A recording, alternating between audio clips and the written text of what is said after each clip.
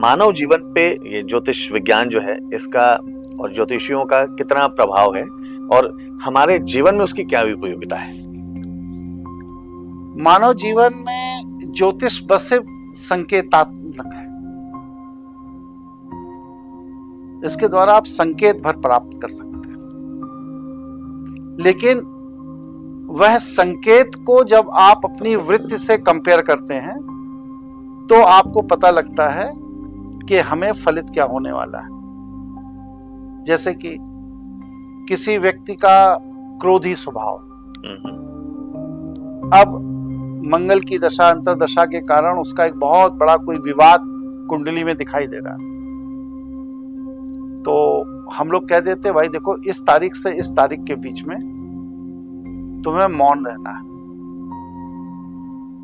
अब कुंडली में वो विवाद है, दिखाई भी दे रहा है, लेकिन अगर उसने ज्योतिषी की सलाह मान ली और वो उस तारीख से उस तारीख तक मौन है तो उसके पास वातावरण भी लड़ाई झगड़े का बनेगा, लेकिन वो मौन है पर उसका नुकसान नहीं होगा। नुकसान ये वही बात होगी कि मिड प्रेडिक्शन ने बताया कि आज बरसात होने वाली है, हाँ, तो आप रेनकोट छतरी लेकर के निकलिए, बाहर निकले जी।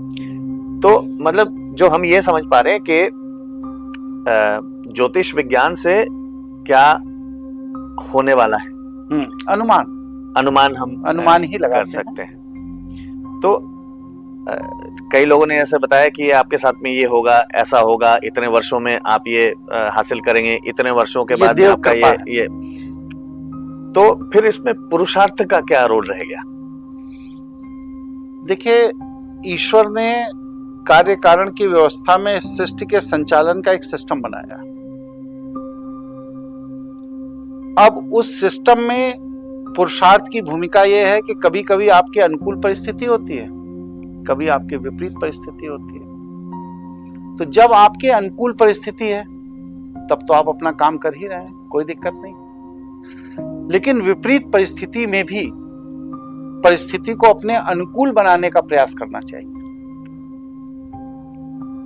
ऐसी स्थिति में ईश्वर ने हमें बुद्धि दी है, विवेक दिया है, तो हमें अपनी बुद्धि और विवेक का प्रयोग करके विपरीत परिस्थितियों में अपने को इस तरह से ढालना चाहिए, इस तरह से मैनेज करना चाहिए कि वह विपरीत परिस्थितियों में क्षति आपको कम से कम हो, और ना हो तो बहुत अच्छा है। जी, तो जैसे जो कुंडली जो बता रहा है उस हिसाब से होगा क्षति की संभावना है। पर ये हो सकता है कि अगर जहाँ पे बड़ी एक्सीडेंट होनी हो, हाँ, आप अपने पुरुषार्थ से आप उसको बिल्कुल मिनिमाइज करें। ईश्वर ने आपको अधिकार दिया। जैसे सड़क पे पानी भरा है जी, तो बहुत संभावना है कि इस सड़क पर जो पानी भरा है उसमें कोई सीवर लाइन का ढक्कन खुला हो जी, संभावना है। लेकिन आप समझदारी से गाड़ी चलाएं, आगे किसी दूसरी गाड़ी को निकल जाने दें, जिस टायर से वो निकल रही है जगह बनाते हो एकदम उसी के पीछे पीछे चले। अगर वो निकल जाएगी तो आपके भी सुरक्षित होने की संभावना है, और अगर कोई ढक्कन खुला होगा तो उसका पहिया फंसेगा तो आप रिवर्स हो जाएगी। पता चल गया हमें कि आगे एक खतरा है। अब आप आवेग में गाड़ी चलाएंगे तो सीवर लाइन में गिरी जाएगी जी। ये तो ये मुझे लेके आता है मेरे अगले सवाल पर कि हम अपने पुरुषार्थ से, ठीक है, अगर कोई बुरा, कोई पुरुषार्थ की जगह इसको मैनेजमेंट कहिए, मैनेजमेंट, प्रबंधन। अच्छा, तो क्या हम अपने कर्म से, कर्म कांड से, पूजा पाठ से हम भाग्य बदल सकते हैं?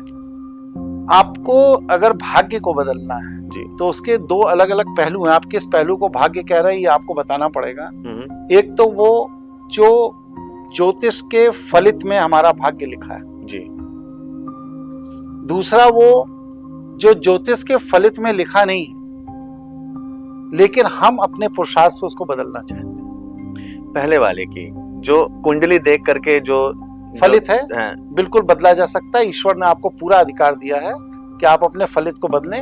उसको बदलने का सिद्धांत बस सिर्फ इतना ही है कि आपको अपने वृत्ति पर काम करना पड़ेगा, अपने स्वभाव पर काम करना पड़ेगा। अगर आपने अपने स्वभाव, अपने वृत्ति को बदल लिया है तो आपका भाग्य भी बदल जाएगा। पूजा पाठ, कर्म कांड ये सब इसमें सहायक है, सहायक है, बस सिर्फ सहायक, पर इनका रोल है, इनका रोल वृत्ति को बदलने में है। वृत्ति को बदलने में है। अब आप पूजा करके भी वृत्ति बदल सकते हैं, अनुष्ठान करके भी वृत्ति बदल सकते हैं, आत्मचिंतन करके भी वृत्ति बदल सकते हैं, या किसी अन्य माध्यम, किसी से काउंसलिंग करके भी अपनी वृत्ति को बदल सकते हैं, या किसी के अनुभव से अपनी वृत्ति को बदल सकते हैं। काम वृत्ति को बदलने का ही करना पड़ेगा। आजकल एक ये नया ठगी का धंधा चला है कि कोई कष्ट में है तो कहते पंडित जी मेरा अनुष्ठान कर दीजिए। कहा ठीक है। कहा आप क्या करेंगे? कहा मैं दारू पीऊंगा, मुर्गा खाऊंगा, बैठा रहूंगा, पंडित जी अनुष्ठान करते रहेंगे। अब पंडित जी पैसे के लालच में अनुष्ठान कर रहे हैं। लेकिन अगर वो उसने दारू और मुर्गा नहीं छोड़ा है तो उसके लीवर सोराइसिस जो है वो ठीक नहीं होगा। जी जी जी, दुनिया का कोई डॉक्टर से ठीक नहीं कर सकता। अब क्या है कि दारू और मुर्गे की जो वृत्ति है उसकी जी, वो उसे बदलनी पड़ेगी, तब अनुष्ठान का लाभ दिखाई देगा, अन्यथा नहीं। जी।